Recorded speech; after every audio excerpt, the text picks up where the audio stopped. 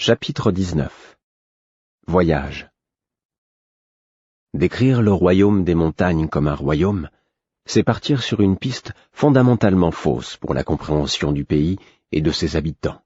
Il est également erroné de donner le nom de Kiurda à la région, même si les Kiurda composent la majorité de la population. Plutôt que d'un territoire unifié, le royaume est composé de maints hameaux accrochés à flancs de montagne, d'étroites vallées tapissées de terre arable, de villages commerçants poussés çà et là le long des routes caouteuses qui mènent au col, et de clans d'éleveurs et de chasseurs nomades qui arpentent les terres inhabitables du pays. Il est impossible d'agréger en un tout tant de modes de vie différents, car leurs intérêts sont souvent divergents. Mais curieusement, il existe une force plus puissante que la farouche indépendance et les mœurs autarciques de chaque groupe. C'est la loyauté que ces gens ressentent pour le roi des montagnards. Les traditions nous apprennent que la lignée a pris naissance avec une juge prophétesse, femme non seulement sage, mais également philosophe, qui avait élaboré une théorie du gouvernement dont la pierre angulaire était que le chef est le serviteur suprême du peuple et que, de ce point de vue, il doit être absolument altruiste. On ignore l'époque précise où les juges sont devenus rois. Ce fut une mutation qui se fit graduellement, à mesure que se répandait le bruit de la sagesse et de l'équité de la sainte femme ou du saint homme qui résidait à Jaamp. Le flux ne cessait de grossir de ceux qui venaient chercher conseil auprès du juge, prêts à se soumettre à sa décision. Aussi les lois de la ville finirent-elles tout naturellement par être respectées dans toute la région des montagnes, et de plus en plus de gens adoptèrent le code de Jaamp. Et c'est ainsi que les juges devinrent rois. Mais, aussi stupéfiant que cela paraisse, ils continuèrent à se soumettre aux décrets qu'ils s'étaient imposés à eux-mêmes. Servitude et sacrifice de soi pour le bien du peuple. La tradition jaampienne regorge d'histoires de rois et de reines qui se sacrifièrent pour leur peuple de toutes les façons imaginables, depuis celui qui protégea de son corps de petits bergers contre des bêtes féroces, jusqu'à tel autre qui s'offrit en otage en temps de guerre. On dit souvent des montagnards qu'ils sont rudes, presque sauvages, mais en vérité le pays où ils vivent est implacable et leurs lois reflètent ce caractère. Il est vrai qu'on y abandonne les enfants mal formés, ou plus couramment, qu'on les noie, ou qu'on les endort sans espoir de réveil. Les vieux choisissent souvent le retrait, exil volontaire dans des lieux où le froid et la faim mettent un terme à toutes les infirmités. L'homme qui enfreint sa parole court le risque d'avoir la langue entaillée, en plus de l'obligation de rembourser le double de la valeur du marché d'origine. De telles coutumes peuvent sembler barbares et prêter à sourire pour qui est habitué à l'existence paisible des six-duchés, mais elles sont particulièrement bien adaptées au monde du royaume des montagnes.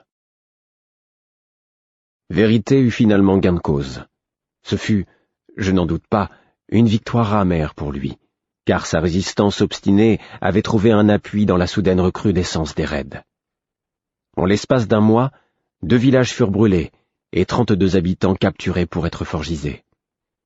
19 d'entre eux, semble-t-il, étaient munis des fioles de poison désormais courantes et avaient préféré se donner la mort. Une 3e bourgade, plus peuplée, avait été défendue avec succès, non par les troupes royales, mais par une milice mercenaire que les gens de la ville avaient engagée eux-mêmes. Par une ironie du destin, nombre des combattants étaient des outriliens immigrés, qui mettaient ainsi à profit l'un de leurs rares talents. Et les murmures contre la passivité apparente du roi grandirent. Essayer d'expliquer le travail de vérité et du clan n'était guère utile. Ce qu'il fallait au peuple, ce qu'il voulait, c'était des bateaux de guerre pour défendre les côtes. Mais bâtir des vaisseaux, cela prend du temps. Et les navires marchands reconvertis qui naviguaient déjà étaient des sabots pensus qui pataugeaient lourdement comparés aux fins bâtiments rouges qui nous harcelaient. Les promesses de nouveaux navires pour le printemps n'étaient qu'un piètre réconfort pour les paysans et les éleveurs qui s'efforçaient de protéger leurs moissons et leurs troupeaux de l'année. Et les duchés de l'intérieur se plaignaient de plus en plus ouvertement d'avoir à payer des impôts toujours plus lourds pour défendre des côtes qui ne leur appartenaient pas. Pour leur part, Les gouvernants des duchés côtiers se demandaient ironiquement comment se débrouilleraient les gens de l'intérieur sans leurs ports et leurs navires de commerce pour écouler leurs marchandises. Au cours d'une réunion du Grand Conseil, parmi bien d'autres, il y eut une vive altercation durant laquelle le duc Bélier de Labour émit l'idée que céder les îles proches et le cap lointain représenterait une perte minime si cela permettait de diminuer les attaques, à quoi le duc Brondy de Béarn réagit en menaçant d'interdire toute circulation commerciale le long du fleuve de l'Ours, pour voir si Labour considérerait cela comme une perte minime. Le roi subtil parvint à ajourner le conseil avant qu'ils en viennent aux mains, mais seulement après que le duc de Bauges eut clairement pris parti pour Labour. La ligne de fracture ne faisait que s'élargir à chaque mois qui passait, et à chaque répartition des impôts. Il fallait à l'évidence ressouder le royaume, et Subtil était convaincu qu'un mariage princier y parviendrait. Royal exécuta donc ses pas de danse diplomatiques, et il fut convenu qu'il accepterait l'engagement de la princesse Kétriken à la place de son frère, avec son peuple pour témoin, et qu'il transmettrait à son tour la parole de vérité.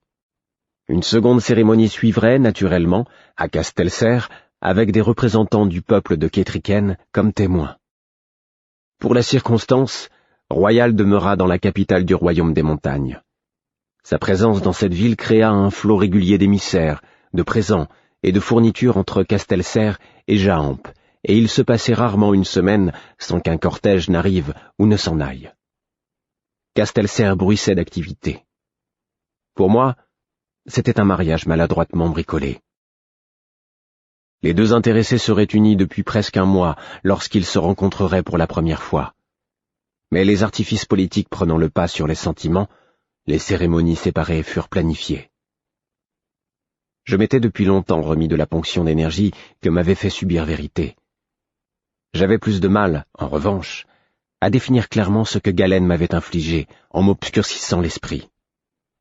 Je l'aurais sans doute défié, en dépit des recommandations de Vérité, s'il n'avait pas quitté Castelser.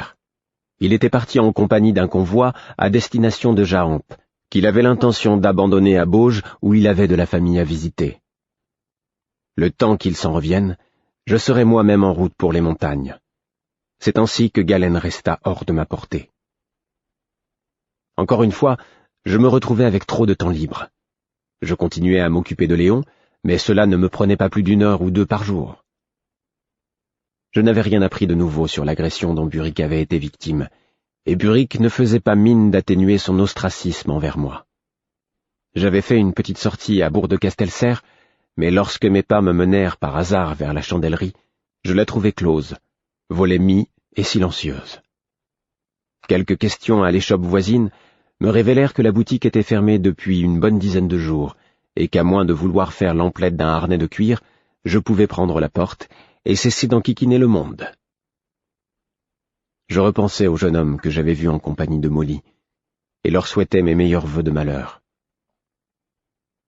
Sans autre raison que mon ésolement, je décidai de me mettre en quête du fou.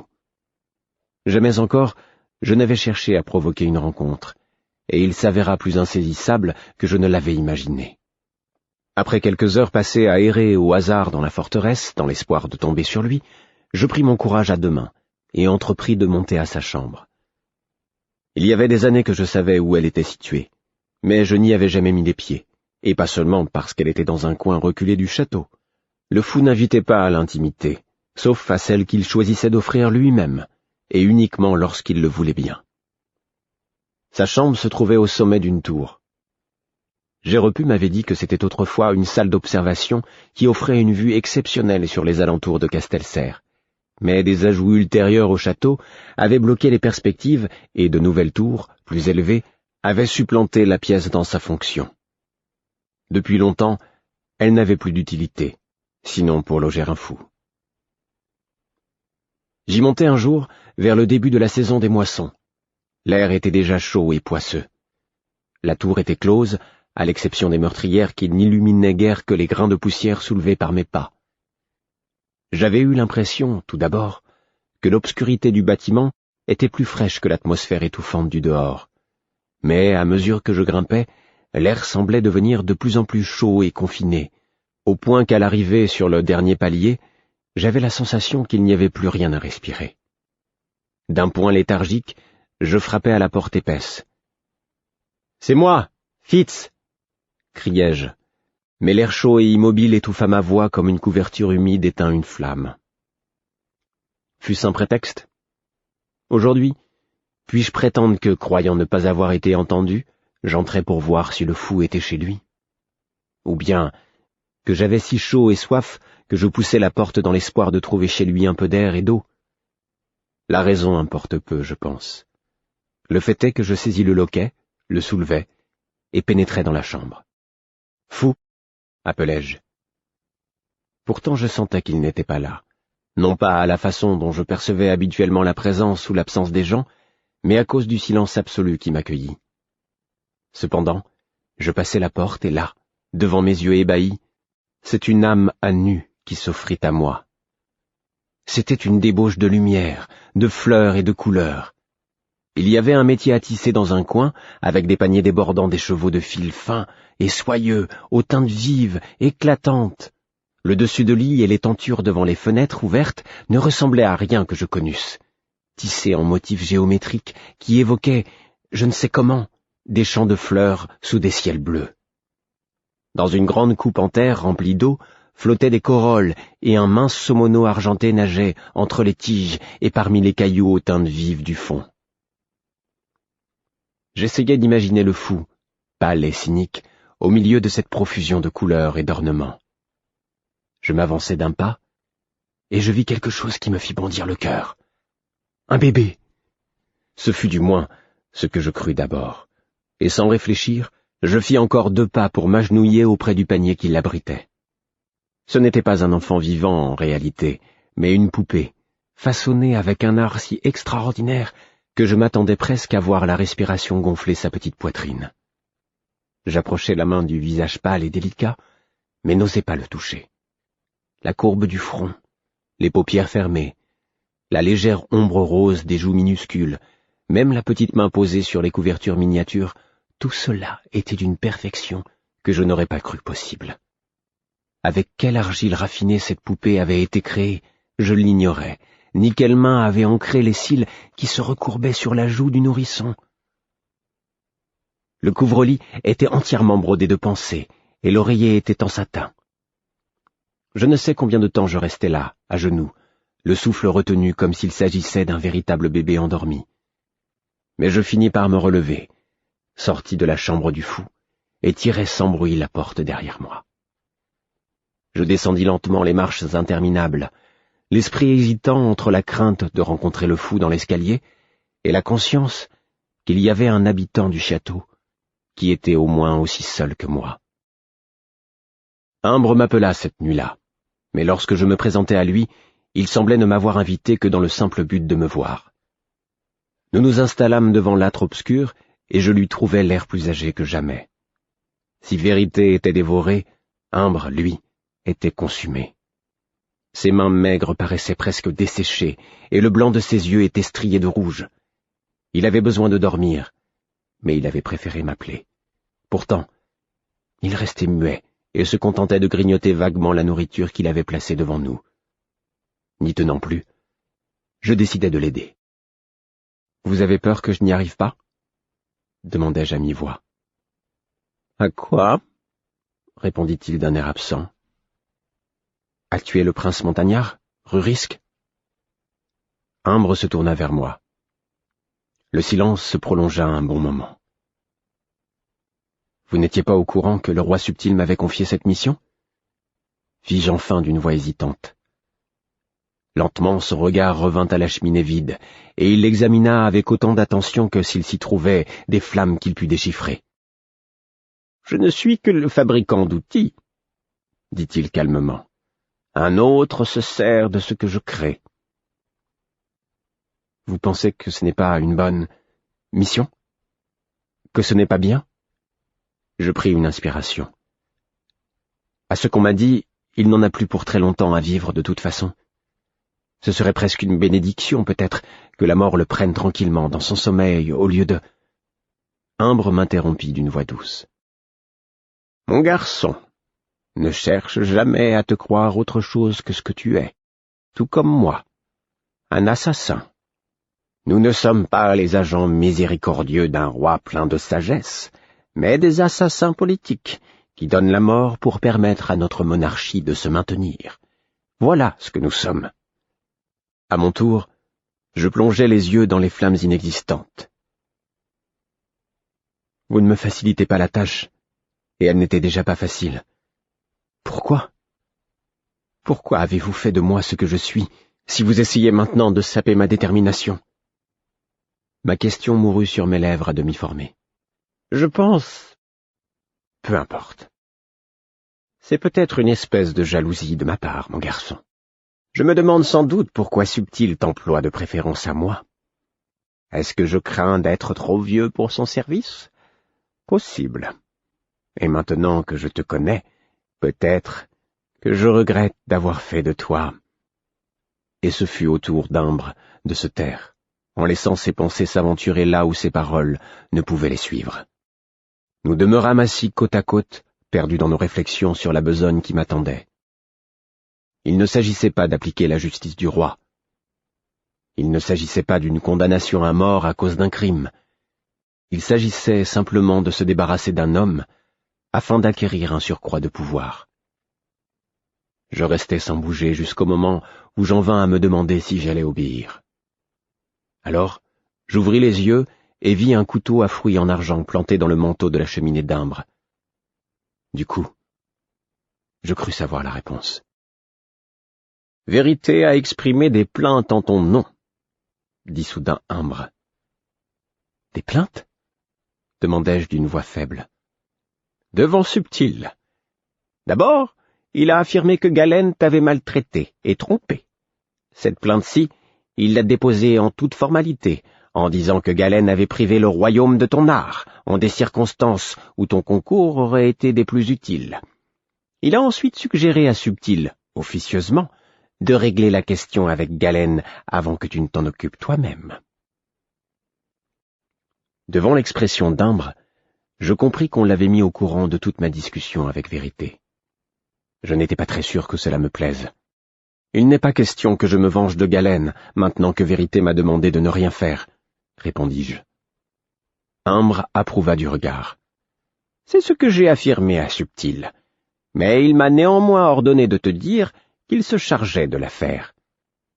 En cette occasion, le roi applique lui-même sa justice. Tu n'as qu'à attendre et être satisfait. Que va-t-il faire? Je l'ignore. Je pense qu'il n'en sait encore rien lui-même. Galen a besoin d'une réprimande, mais il ne faut pas oublier que s'il s'avère nécessaire de former d'autres clans, Galen ne doit pas se sentir trop brimé. Ambre toussota, puis reprit un ton plus bas. Vérité a déposé une autre plainte. Sans prendre de gants, il nous a accusés, Subtil et moi, d'être prêts à te sacrifier pour le royaume. Nous y étions. Voilà donc pourquoi Ambre m'avait appelé cette nuit. Je gardai le silence. Ambre poursuivit plus lentement. Subtil s'est récrié qu'il n'y avait jamais songé. Pour ma part, je n'avais jamais eu l'idée que ce fût possible. Il soupira encore une fois, comme s'il lui en coûtait de prononcer ces mots. Subtil est roi, mon garçon. Son premier souci doit toujours être le royaume. Il se tut. Le silence se prolongea longtemps. Puis je dis, « Vous prétendez qu'il serait prêt à me sacrifier? Sans remords ?» Ses yeux ne quittèrent pas l'âtre. Toi, moi, même Vérité, s'il le jugeait nécessaire pour la survie du royaume. Enfin il me regarda. Ne l'oublie jamais. La veille du jour où la caravane devait quitter Castelserre, Brodette vint frapper à ma porte. Il était tard, et lorsqu'elle m'annonça que Patience désirait me voir, je demandai bêtement. « Tout de suite ?»« Ma foi, vous partez demain ?» observa Brodette, et je la suivis docilement comme si sa réponse était logique. Je trouvai Patience installée dans un fauteuil rembourré. Une robe aux broderies extravagantes passait sur sa chemise de nuit. Ses cheveux défaits tombaient sur ses épaules, et comme je m'asseyais là où elle me l'avait indiqué, Brodette se remit à les brosser. « J'attendais que tu viennes me faire tes excuses. » dit Patience. J'ouvris aussitôt la bouche pour m'exécuter, mais elle me fit signe de me taire d'un air irrité. En parlant avec Brodette, je me suis rendu compte que je t'avais déjà pardonné. Les garçons, me suis-je dit, ont en eux une certaine rudesse qu'ils doivent exprimer. J'estime qu'il n'y avait nulle méchanceté dans ta conduite. Par conséquent, tu n'as pas à t'en excuser. Mais je la regrette, protestai-je. C'est que je ne voyais pas comment... Il est trop tard pour t'excuser. Je t'ai déjà pardonné, fit-elle d'un ton enjoué. D'ailleurs, nous n'en avons plus le temps. Tu devrais déjà dormir à l'heure qu'il est, j'en suis sûr. Mais comme tu vas faire tes premiers pas dans la vraie vie de la cour, je voulais te donner quelque chose avant ton départ. J'ouvris la bouche, puis la refermai. Si elle voulait considérer ce voyage comme mes premiers pas dans la vie de la cour, je n'allais pas discuter. « Assieds-toi ici » m'ordonna-t-elle en m'indiquant le sol à ses pieds. Je m'approchai et obéis. Je remarquai alors sur ses genoux une petite boîte en bois foncé, décorée d'un cerf en bas-relief sur le couvercle. Lorsqu'elle l'ouvrit, je sentis l'odeur du bois aromatique, et elle fit apparaître une boucle d'oreille, à peine plus grosse qu'un clou, qu'elle plaça près de mon visage. « Trop petit, » marmonna-t-elle. « À quoi bon porter des bijoux si personne ne les voit ?» Elle en essaya plusieurs autres, et les rejeta avec des commentaires de la même veine. Enfin, elle en prit une à motif de minuscules résilles d'argent, dans laquelle une pierre bleue était emprisonnée. Elle fit une grimace, puis hocha la tête de mauvais gré. « Cet homme a du goût. Quels que soient ses défauts par ailleurs, il a du goût. » Elle présenta la boucle devant mon oreille, puis, sans le moindre avertissement, elle enfonça le clou, qui traversa le lobe de part en part. Je poussai un glapissement aigu et me plaquai la main sur l'oreille, mais Patience l'écarta d'une tape. « Ne fais pas l'enfant, ça ne picote qu'une minute. » Il y avait une espèce de fermoir à l'arrière, et elle me tordit impitoyablement l'oreille pour le mettre en place. « Voilà. Ça lui va bien, tu ne trouves pas, Brodette ?»« Très bien. » acquiesça l'intéressé sans lever le nez de son éternel ouvrage. Patience me congédia d'un geste. Comme je me levais, elle dit « Rappelle-toi, Fitz, que tu saches artiser ou non, que tu portes ce nom ou pas, tu es le fils de chevalerie. Veille à te conduire honorablement. Et maintenant va dormir un peu. »« Avec l'oreille dans cet état ?» répondis-je en lui montrant le bout de mes doigts tachés de sang. Elle rougit. « Je n'avais pas réfléchi. Je suis navré. » Je l'interrompis. « Trop tard pour les excuses. Je vous ai déjà pardonné. Et merci. » Brodette riait encore sous cap quand je sortis. Je me réveillai tôt le lendemain pour prendre ma place dans la caravane nuptiale. Elle emportait des présents somptueux, témoignages des liens nouveaux entre les familles.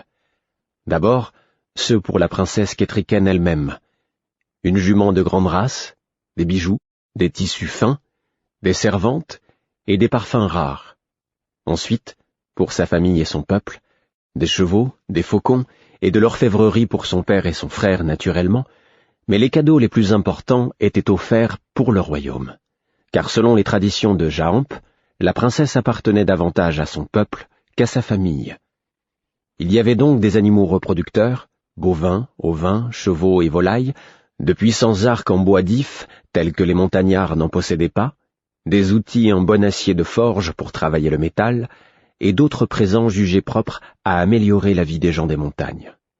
Et puis, il y avait des ouvrages savants, sous la forme de plusieurs herbiers parmi les mieux illustrés de Gérepu, de tablettes médicales et d'un manuscrit sur la fauconnerie, reproduction fidèle et soignée de celui qu'avait rédigé Fauconnier lui-même.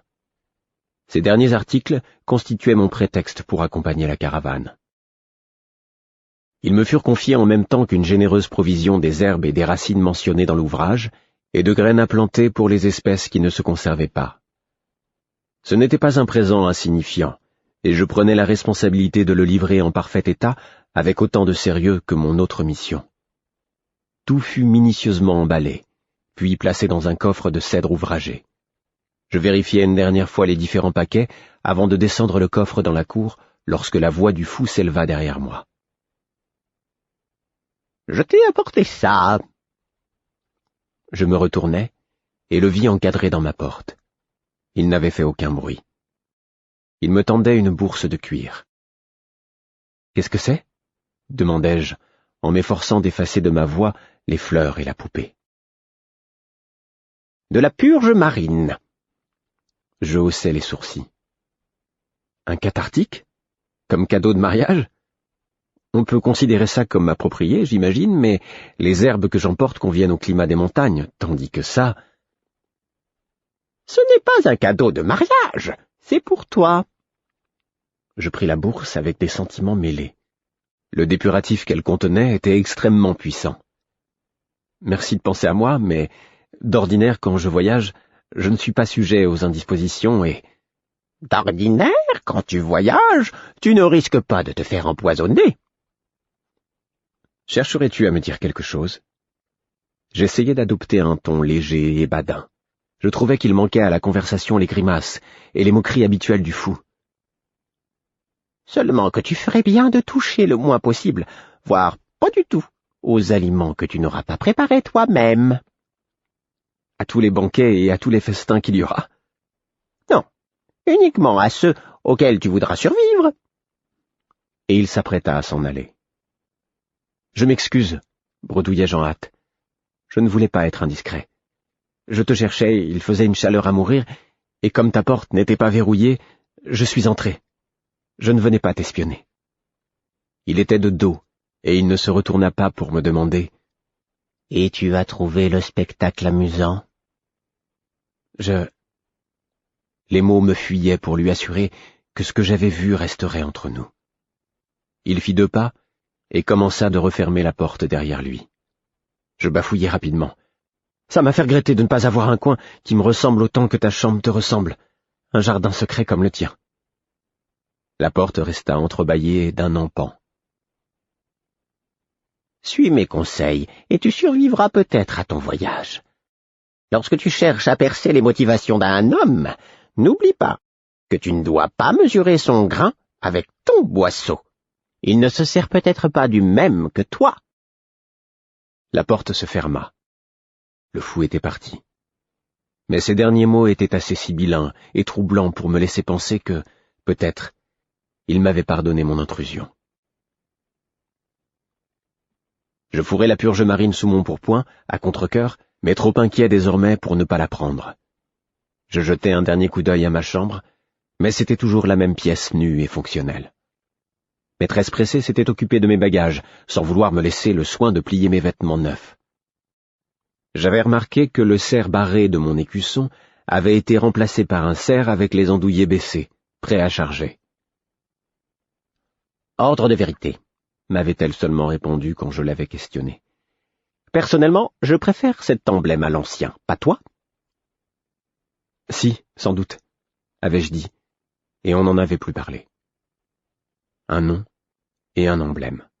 Je hochai la tête, hissai le coffre aux herbes et aux manuscrits sur mon épaule et descendis rejoindre la caravane. Dans l'escalier, je croisais Vérité. J'eus d'abord du mal à le reconnaître, car il montait les marches comme un vieillard, l'air revêche. Je m'écartai pour lui laisser le passage, et je le reconnus alors, quand il me jeta un regard. Cela fait une impression bizarre de voir quelqu'un de familier alors qu'on s'attend à des traits inconnus. Je notais ses vêtements désormais trop larges pour lui, et la broussaille de ses cheveux, autrefois noirs, aujourd'hui saupoudrés de gris.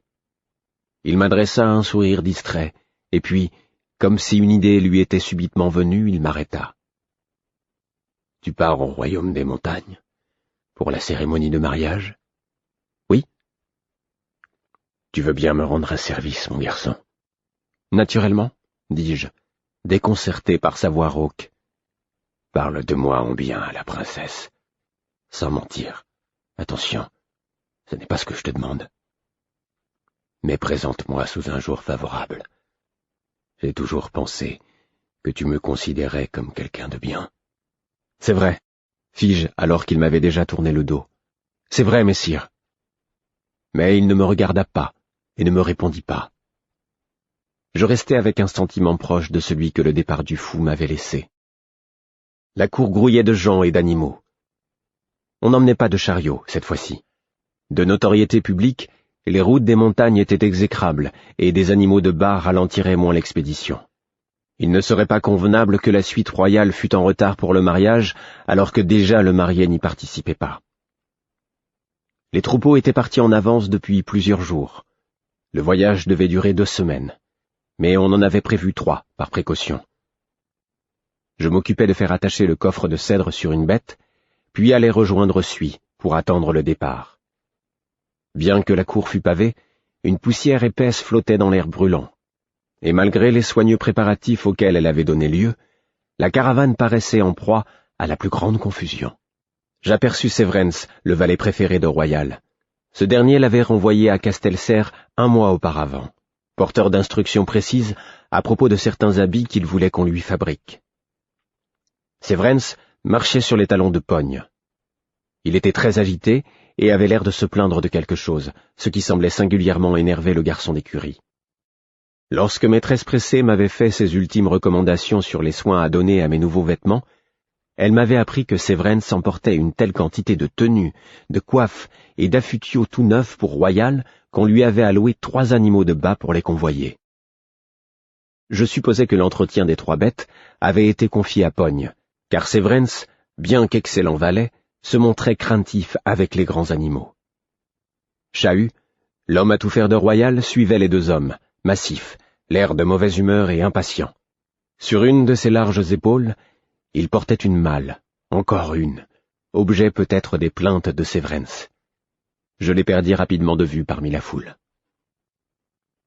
J'eus la surprise de découvrir Buric en train de régler les guides des chevaux de reproduction et de la jument destinée à la princesse. Le responsable de ces animaux est bien capable de s'en occuper tout seul quand même, me dis-je. Et puis, en le voyant se mettre en selle, je compris soudain qu'il faisait lui aussi partie de la caravane. J'examinais les alentours pour repérer qui l'accompagnait, mais je n'aperçus aucun garçon d'écurie que je connaisse, à part Pogne. Quant à Cobb, il se trouvait à Jaamp avec Royal. Buric avait donc décidé de faire le travail seul. Ça ne m'étonnait pas. Auguste était là aussi, monté sur une belle jument grise, et il attendait avec une impassibilité presque inhumaine. Déjà sa participation au clan l'avait changé. Autrefois, c'était un garçon rondouillard, peu bavard mais sympathique. Il avait les mêmes cheveux noirs et broussailleux que Vérité, et j'avais entendu dire qu'enfant, il ressemblait à son cousin. Je songeais qu'à mesure que ses devoirs d'artiseur grandiraient, ses points communs avec Vérité ne feraient que s'accentuer. Il serait présent au mariage et servirait en quelque sorte de fenêtre à Vérité, cependant que Royal prononcerait les vœux au nom de son frère. Royal donnait sa voix à Vérité. Auguste ses yeux, me dis-je, et moi, qu'étais-je? Son poignard? Je m'installai sur Suy, autant pour m'écarter des gens qui échangeaient des au revoir et des recommandations de dernière minute que pour quantité d'autres raisons.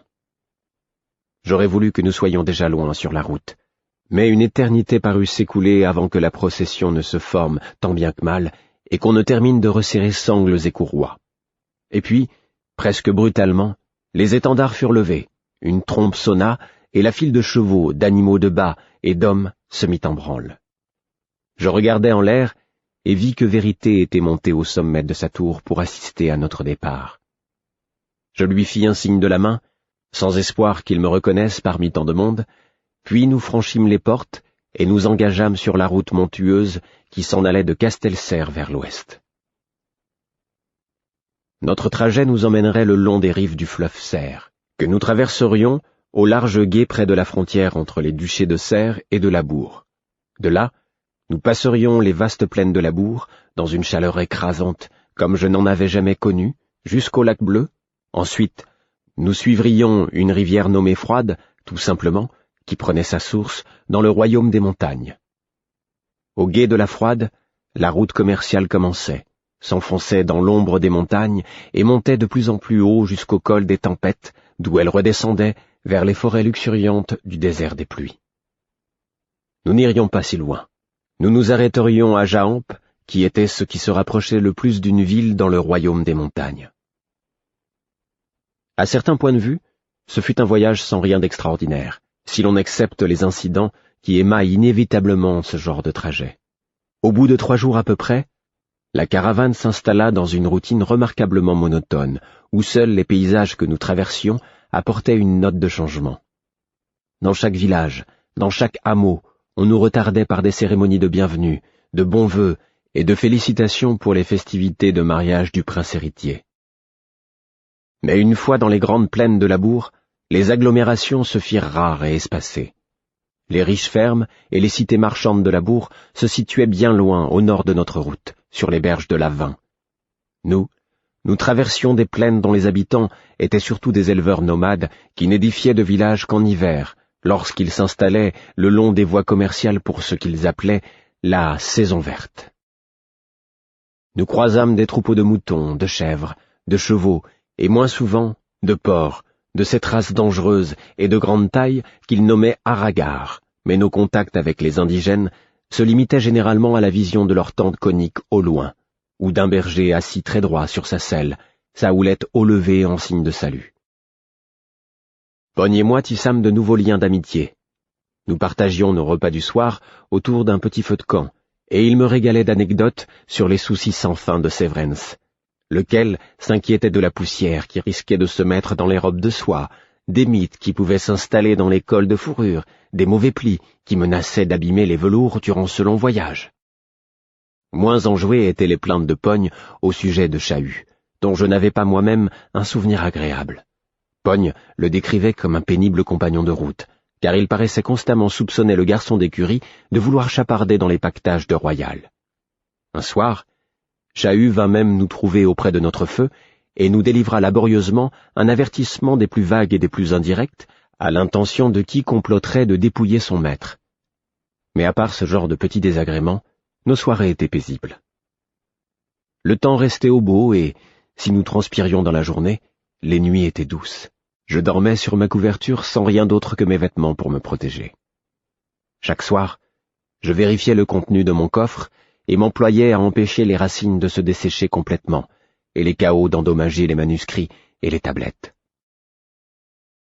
Une nuit, je fus réveillé par un grand hennissement de suie, et il me sembla que le coffre n'était plus exactement dans la position où je l'avais laissé. Mais un rapide coup d'œil à l'intérieur me convainquit que rien ne manquait, et quand j'en parlai à Pogne, il se contenta de me demander si je n'étais pas en train d'attraper la maladie de Chahut. Les hameaux et les bergers que nous rencontrions souvent nous fournissaient généreusement en aliments frais, si bien que, de ce point de vue, le voyage se passait sans encombre. En revanche, l'eau était moins abondante que nous n'aurions pu le souhaiter.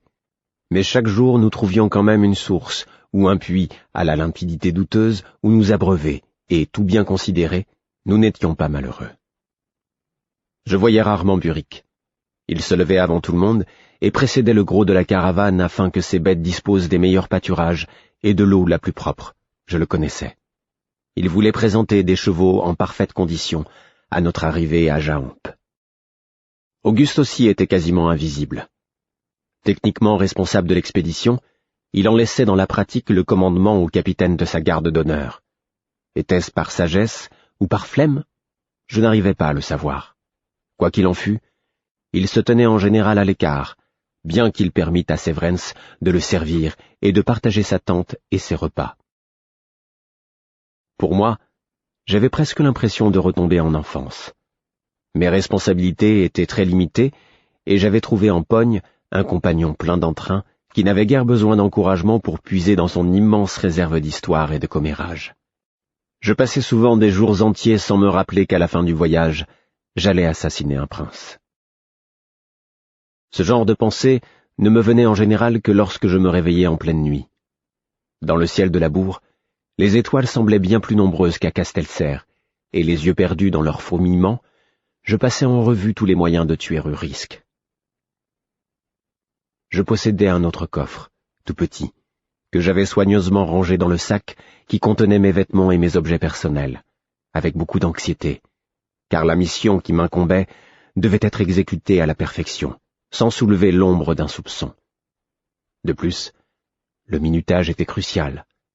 Le prince ne devait surtout pas mourir alors que j'étais encore à Jahamp, ni avant que les cérémonies fussent achevées à Castelserre et le mariage consommé, car cela pourrait être perçu comme de mauvais augure pour le couple.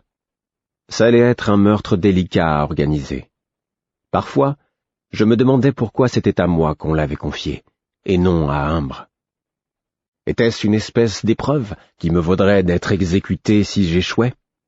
Ou bien Imbre était-il simplement trop vieux pour relever le défi, ou trop précieux pour qu'on l'y risque? À moins qu'il dût en priorité s'occuper de la santé de Vérité.